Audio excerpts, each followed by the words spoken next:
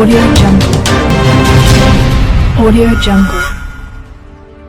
ఆంధ్రప్రదేశ్ రాష్ట్ర Janasena party legal cell chairman, Andhra Pradesh high court senior న్యాయవాది శ్రీ యవన సాంబశివ ప్రతాప్ ఆంధ్రప్రదేశ్ ప్రభుత్వ అదనపు అడ్వకేట్ జనరల్ గా నియమించబడ్డ సందర్భంగా వారిని హైకోర్టులోని ఆయన కార్యాలయంలో జనసేన పార్టీ రాష్ట్ర కార్యదర్శి మరియు పొన్నూరు నియోజకవర్గం సమన్వయకర్త వడ్రాణం మార్కండేయ బాబు మర్యాదపూర్వకంగా కలిసి అభినందనలు తెలియజేశారు.